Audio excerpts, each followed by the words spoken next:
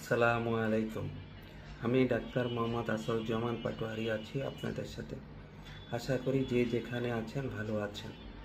আজকের ভিডিওতে আপনাদের স্বাগতম। এবছরের প্রথম থেকেই আমাদের দেশে ভাইরাসজনিত রোগের প্রাদুর্ভাব দেখা গিয়েছে। প্রথম দিকে চিকনগুনিয়ার প্রচুর প্রভাব দেখা গিয়েছিল। গত ৩-৪ মাস যাবৎ ব্যাপক হারে ডেঙ্গু বেড়ে গিয়েছে।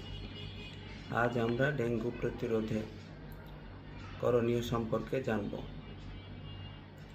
ডেঙ্গু প্রতিরোধের জন্য সবচেয়ে কার্যকরী উপায় হলো এডিস মশা নিয়ন্ত্রণ এবং মশার কামড় এড়ানো।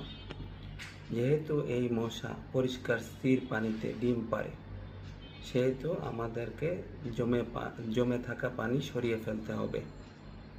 আমাদের ঘরে বা ঘরের বাইরে কোনো জমে থাকা পানি থাকলে সেগুলো সরিয়ে দিতে হবে, যেমন বৃষ্টির পানি, এসির পানি, টবের পানি বা টায়ারে বা আমাদের ডাব খাওয়ার পরে যে খোসা থাকে সেটা পানি থাকলে সরিয়ে ফেলতে হবে।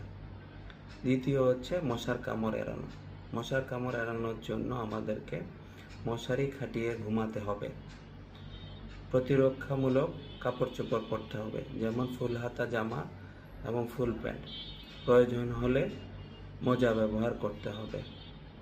মশা তাড়ানোর জন্য আমাদেরকে মশার স্প্রে, কয়েল বা রিপেলেন্ট ক্রিম ব্যবহার করতে হবে। আর যদি আমাদের ডেঙ্গু জ্বর হয়েই যায় বা জ্বর আসে, তাহলে আমরা